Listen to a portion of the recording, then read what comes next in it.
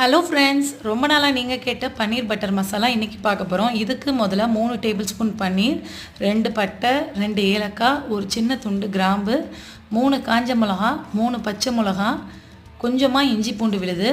இஞ்சி பூண்டு விழுது மொத்தமாக இதுக்கு 1.5 டேபிள் ஸ்பூன் போடணும். முதல்ல 1 டேபிள் ஸ்பூன் போட்டுருங்க.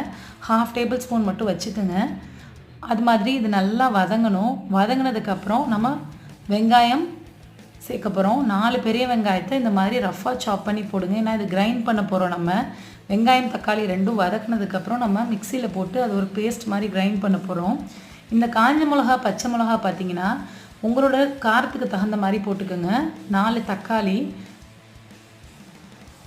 உங்களுக்கு நிறைய காரம் பிடிக்கும்னா கூட ஒரு மிளகா கூட வச்சுக்கலாம். காரம் மீடியமாக இருந்தால் தேவையில்லை.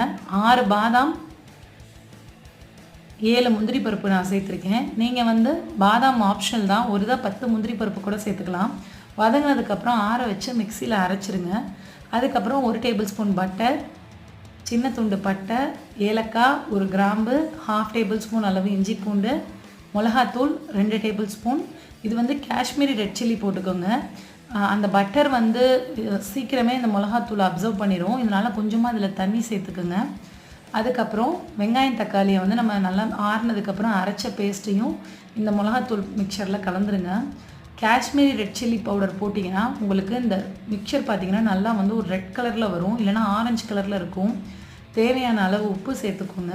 ரொம்ப சுலபமாக செஞ்சிடலாம். நீங்கள் பன்னீர் வீட்டிலே கூட செய்யலாம். அது எப்படிங்கிற மெத்தட் நான் போட்டிருக்கேன். அதுவும் போய் செக் பண்ணி பாருங்கள். லிங்க் டிஸ்கிரிப்ஷனில் தரேன். கொஞ்சமாக கரம் மசாலா போட்டுக்கோங்க. மல்லித்தூள் வேணும்னா நீங்கள் சேர்த்துக்கோங்க. அந்த ஃப்ளேவர் உங்களுக்கு பிடிக்கும்னா நீங்கள் சேர்த்துக்கலாம், கொரியாண்டர் பவுடர். நெக்ஸ்ட்டு என்ன பண்ண போகிறோன்னா பன்னீர் சேர்க்க போகிறோம். ஒரு 5 மினிட்ஸ் கொதிச்சிருச்சு. கொதித்தோடனே பன்னீர் துண்டுகளை டேரெக்டாகவே நீங்கள் சேர்த்துடலாம். ஃப்ரை பண்ணி போட வேண்டிய அவசியம்லாம் இல்லை. கரெக்டாக இப்போ பன்னீர் போட்டு 5 மினிட்ஸ் மட்டும் கொதிக்க விடுங்க.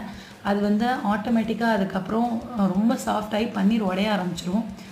கரெக்டாக 5 மினிட்ஸ்க்கு அப்புறம் அடுப்பை ஆஃப் பண்ணிடுங்க. இந்த ரெசிபியை இன்னும் டேஸ்ட் இன்க்ரீஸ் பண்ணுறதுக்கு நான் ஃப்ரெஷ் க்ரீம் சேர்க்குறேன்.